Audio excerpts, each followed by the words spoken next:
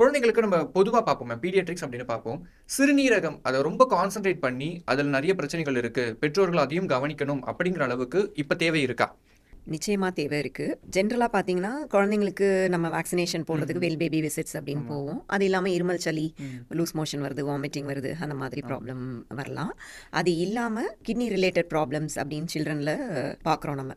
என்னென்னலாம் பார்க்குறோம் அப்படின்னா, யூரினரி ட்ராக்ட் இன்ஃபெக்ஷன், சிறுநீரக நோய் தொற்று அப்படின்னு சொல்லுவோம். அது இல்லாம இப்போ இருக்கிற கரண்ட் சினாரியோல வந்து we don't know the exact cause. But நெறைய அந்த என்விரான்மெண்டல் டெம்பரேச்சர் இன்க்ரீஸ் ஆகுறது, சால்ட் இன்டேக் அதிகமா எடுத்துக்கிறது, நெறைய ஜங்க் ஃபுட்ஸ் சில்ட்ரன் எக்ஸ்போஸ் ஆகுறாங்க. அந்த மாதிரி இருக்கறனால கிட்னி ஸ்டோன்ஸ் அப்படிங்கிற ப்ராப்ளமும் நம்ம பார்க்குறோம். குழந்தைங்களுக்கும் காமன். எஸ், ஆமா பார்க்குறோம். அது இல்லாம பிறவியிலேயே வந்து ஒரு கிட்னியோட பிறக்கிற குழந்தைங்க, 2 கிட்னி இருக்கு. ஆனா அதுல ஒரு பிரச்சனை இருக்கு. யூரின் சம்டைம்ஸ் ரிவர்ஸ் ஆகுற மாரி கண்டிஷன்ஸ். சில நேரங்கள்ல அடைப்பு, கிட்னில வந்து அடைப்பு மாதிரி இருக்கிறது, ஆர் கிட்னியோட பாதையில அடைப்பு, பியூவின்னு சொல்லுவோம். அந்த மாதிரி ப்ராப்ளம்ஸ் நம்ம பார்க்குறோம். அண்ட் ஹெரிடிட்ரி டிசீசஸ்னு சொல்லுவோம். அதாவது problems which are running in the families.